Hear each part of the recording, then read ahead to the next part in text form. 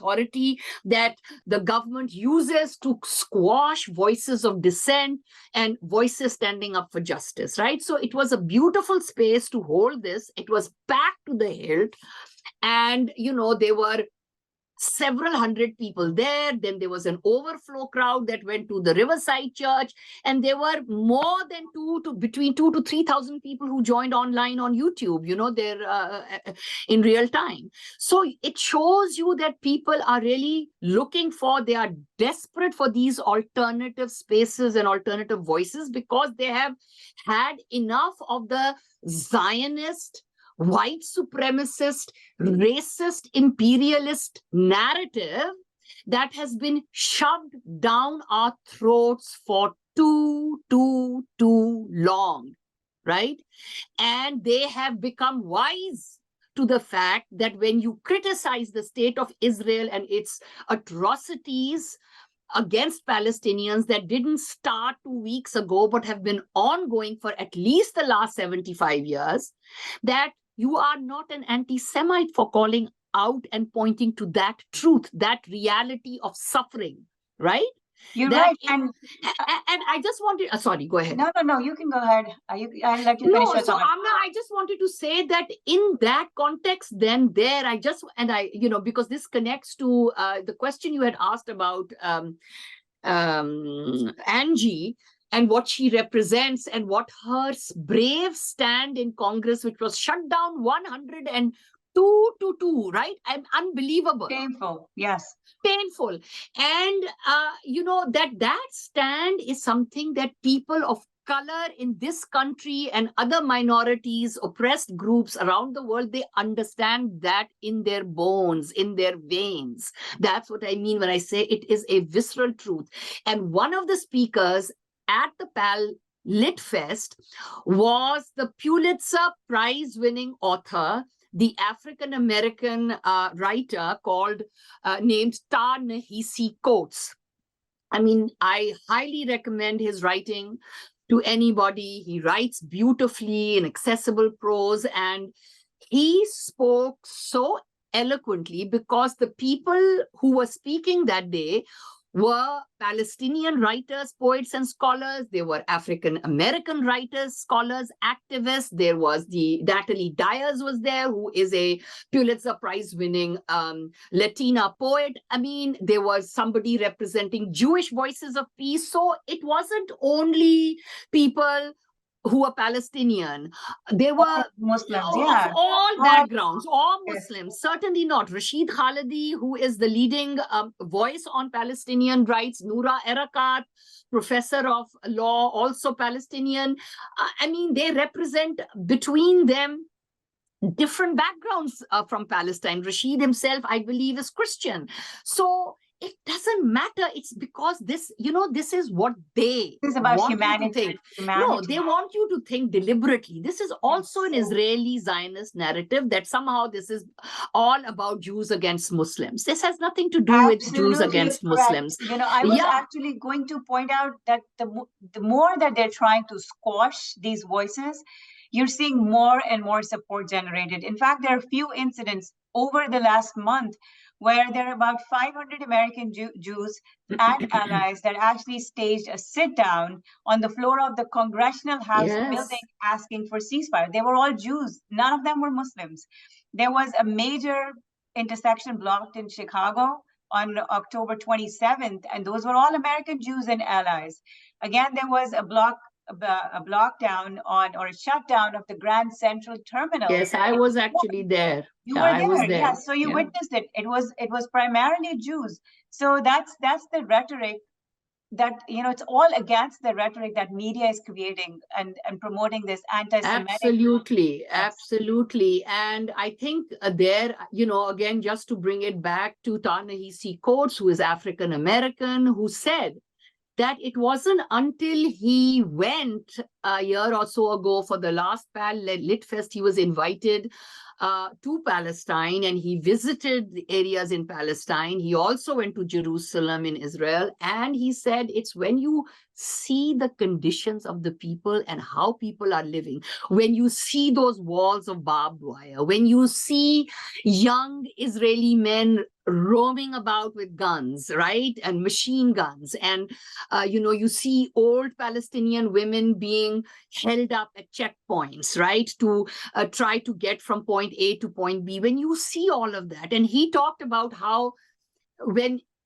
he was being taken to see some site, and the person accompanying him, the guide, was Palestinian. The Palestinian told him, from this point onwards to there, I can't go with you. If you want to go there, you have to go by yourself. And Ta-Nehisi Coates asked him, but why is that? And he says, well, I'm Palestinian.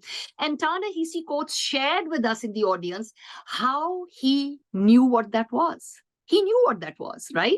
Yes. And by which he meant, because as a Black man with the history of slavery behind him, right? Yeah. Growing up in this country, which is still so racist and such a dangerous place for especially Black men, right? Certain places are off limits to them. You are seen there, you'll be shot at before they even question who you are, right? Or what you are doing there. He understood that system, and the word for that system is apartheid. Right? Yes. One set of rules, free movement for one people, control, lockdown, checkpoints, prison for another. Correct. So when you observe that firsthand, how can you not be moved? How can you not? And he said, you do not need, people want to say, oh my God, this is so complicated. It is so complex. It is he said, it's not though. You don't really need a PhD in Middle Eastern studies to understand what has been happening and what is continuing to happen, right? Correct. Against Palestinians over there. So in that case, what I just wanted to end by saying that I think we have to understand that people like him, people like this representative Angie Nixon and others, they are in solidarity with Palestinians because they understand what that struggle is all about. And so we have to really talk about that. We have to, this is not, when people say, well, how come, what makes you so, such a supporter of Palestinian rights? What, who are they to you? My God, what kind of question is that? There are Pakistanis also who ask that of me. And it really makes me feel so ashamed of them and so upset, because I wonder, what kind of training have you had? Because this is not about me being for Palestinians. I am on the side of all people who are voiceless, who are crushed, who are not being given their rights, right? I mean, how can you be for Kashmiris and not be for Palestinians? How can you be for Palestinians and not be for African Americans crushed right here? Or Ukrainians, for that matter. Oh, exactly. Yes. Exactly. Yeah, go ahead. And I was just going to say that you don't even necessarily have to be the minority group to understand. Anybody who has a little bit of passion, a little bit of humanity left in them would be supporting that. And a perfect example of that was when more than 100 congressional staffers walked out and asked for their representatives to demand ceasefire. So it's springing up. The support is springing up everywhere. Yes. And my question to you about this is that how come even everybody is asking for it, but our representatives in the government cannot even utter the word ceasefire? For what is stopping them? I mean, the best anyone has done at all is ask for a humanitarian pause. Nobody has said ceasefire. Why is that? Yes, and I think that, we've been talking around this and about it, frankly, so far. And I think that the reason is pretty clear. And the reason is because they are beholden to donors from whom they get lots of money to stay in their seats. And they don't want those donors to pull the funding out, and then they will lose their seats. I mean, it's a very I believe personally that it is a very calculated, but ultimately it will not serve them. It's a calculated move that won't really help them in the long run, because the world is watching and their own constituents are watching, right? Yes. They are seeing what's going down. And so I think this is what Rashid Khalidi said in, and with due apologies to sex workers, and he said that, but I thought it was brilliant. He said, politicians are whores. Right? They will go to the highest bidder because they are dependent on money. This is a very, unfortunately, to run for any political public office, you need to raise a lot of money. True. And so if donors, who come to you and promise you and give you lots of money, they want something back in return. They want you to support their policies. And Israel and Israeli-backed groups in this country, Zionist political action committees such as AIPAC, for example, they have huge pockets, and they are the king makers and the king breakers, and they will back only those candidates for political office who will come out and say, we are with Israel, right or wrong. But this is what I'm saying, is that now people are beginning to see more and more that this is what is happening. And people, the average voter, doesn't want this to happen, because as I think I had mentioned to you, there is a candidate who is running for Congress from, I think, the state of Texas, I want to say, maybe, is sort of getting together his candidacy for next year. And his name is Akwan, the last name AGW. I don't know if you can look it up. Agwan, but in any case, he has said, right? And look at this. This is something that maybe your viewers don't know, but in the 2022 cycle, because this is what I was mentioning about funding and donors, AIPAC, which is the American Israeli Political Action Committee, right? Mm-hmm. Their super PAC spent almost $40 million. $40 million directed at defeating progressive Democrats in the primaries. That was just last year, because they understood that the progressive caucus, as we have seen, are the only few voices that are today standing up to say, let's call for a ceasefire, let's talk about the Palestinians in an objective manner, and the suffering that is going on and has been going on. But right? Should these representatives also be mindful of the fact that if they do not listen to the voices of their own constituents, their constituents are going to look elsewhere? In fact, during even yesterday, the elections, I heard a lot of talk about people looking for other options. So yes, no, so that will ultimately happen. The thing is that the big money talks before the little money. Now, the local constituents don't bring that kind of, certainly won't be bringing $40 million to the table to try and defeat your opponent, right? So, correct. I mean, of course, the power is with the people. Ultimately, that is the real source of power. And I think people should really wake up and say that's where it's at. And I think, for example, in the next election, it seems almost certain that Michigan, which is a swing state, will not vote as it did in the last national elections for Biden and the Democrats, because it is largely, most of its voters there are of Arab descent or Muslim descent, and people are really disgusted. They are calling President Joe Genocide Joe, because he is supporting the genocide by refusing to call out Israel for what it's doing, by refusing to put an end to it, by continuing, in fact, to send more arms and more shipment of arms and more money to Israel, when what is going on in full view during his leadership is a genocide of the Palestinian people. So they will see this, and this will happen, and hopefully this will, start to shift the grounds in a way that this, 75 plus year lock on our politicians in favor of Israel, right or wrong, will erode. It has to, because otherwise there will be no justice. And without justice, we know that there is never any peace. So the question to the electorate should be, and to their leaders, do you want to really see this world go up in smoke?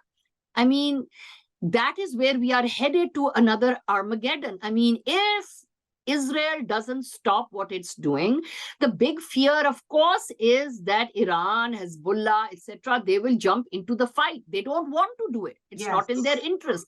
But if they do, then all bets are off. Yes, And the what war- begins, then where will this conflict, how will it affect the world?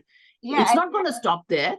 it seems like, Israel is not listening to voice of reason anyways, because they demanded the resignation of the UN Secretary General when he asked for ceasefire. Yes, and so they are trying to also brand him as anti-Semite, right? To go Yes. back to our earlier discussion. Oh, just because he is asking for peace and saying, Israel, you have gone overboard. Just even to say that makes him an anti-Semite. I mean, that is ludicrous, right? But this is what their tactic, their strategy has been all along, and they feel that they have, this can help them. They can just keep doing that and keep winning. But the fact is that people are seeing this, and, now in an age of social media, particularly, you have people weighing in from all different countries, cultures, backgrounds, races, ethnicities, blah, blah, blah. And I mean, it's amazing to see what people are saying. And from that, you can gauge that the world opinion has shifted. I wanted to mention Scott Ritter, who is a former military analyst for the US Department of Defense, who has come out and has given interviews in recent days in which he has said, for CNN and others, I'm sorry, but in the world of public opinion, this is a done deal. I mean, Israel is not, to support it is not morally viable anymore. And Jews of conscience, and even those sort of Jews who have been totally brainwashed by the Israeli propaganda, and think that any criticism of Israel is somehow anti-Semitic, even they are agreeing, and even they are saying that this has gone far enough, and that indeed they are acknowledging that world opinion has shifted. And they are worried and they are scared, and I can understand and empathize with their worry and scare. If you were such a small population and you had suffered through the ages and were always, hounded and penalized in any country you found yourself in, and then it all culminates in this awful Holocaust in which 6 million of your already small population is wiped out, right, in the most inhumane way possible, and then you get this state, and you think, okay, now at least we have a state where we can be free. And that state is now shown its true colors, and the world can see that it is run by right-wing fascists, and that it is now committing against another people the same genocide that was committed against your own. You are going to be worried. Yes. Of course you are going to be worried, and you should be worried. And that is why I say that if you are truly concerned about the fate of Israel, the fate of the Jews in Israel and Jews worldwide, it is in your interest to stop this mass murder, to stop the government of Israel, to call upon world powers to stop aiding and abetting Israel, because this help is going to backfire, and it is going to, already it is, causing a rise in anti-Semitism along with Islamophobia, right? Yeah. And this will only continue, right? So, I mean,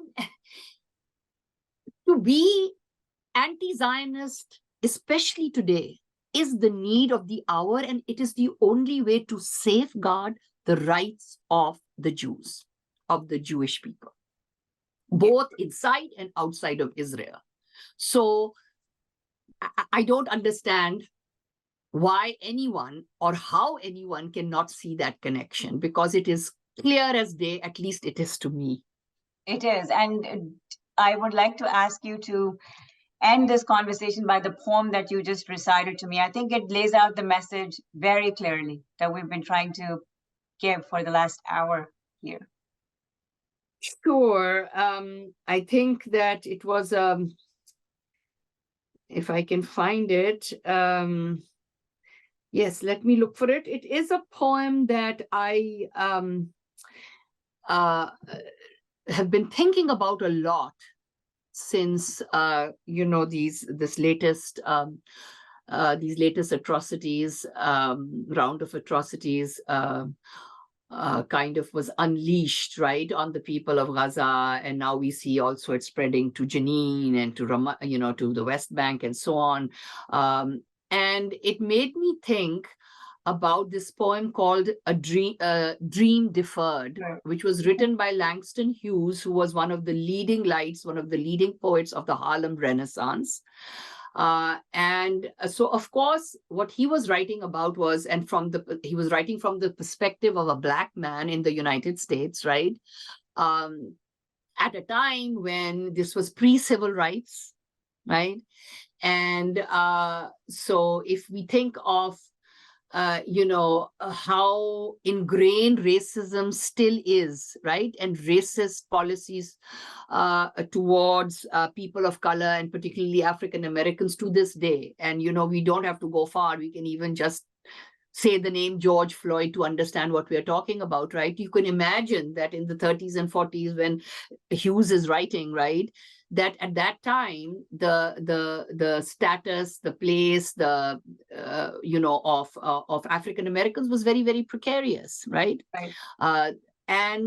So he writes this beautiful poem, which in a way, I just feel, Amna, it totally applies to the situation as it pertains to the Palestinians. And it is a question that I think he ends with, which we have to ask when, people are being constantly put on the defensive and asked, well, do you, are you against Hamas? Are you against what happened on October 7th? When they ask that question without any view to the history and the historical circumstances that led up to something that nobody, is going to defend the killing of anybody who is, a civilian or an innocent in a struggle. But at the same time, when that's the first and only thing in which you get stuck, let's talk about Hamas, and Hamas is the great evil, without understanding what led to Hamas and what led to some of the Hamas militants going into Israel, then you are in fact not at all paying attention to the larger historical context within which this ongoing struggle is occurring. And I think that's a terrible shortcoming and a mistake. And until and unless people can move beyond that, there will be no resolution to this issue, because only when the occupation ends, then we can talk about who's to blame for this or that and how to fix the situation so that, the same cycle of violence doesn't keep getting repeated. But for that to happen, dreams of people have to be respected. Palestinian dreams of a free homeland and to live in freedom and dignity, that dream has to come true. If the Jews of Europe had a dream that they should be free in a land that they could call their own, then they must understand that the native Palestinians dream to live on their lands and to have a land to call their own, where they can be free of humiliation. That also has to come true, doesn't it? Absolutely. So let me just read the poem, Dream Deferred.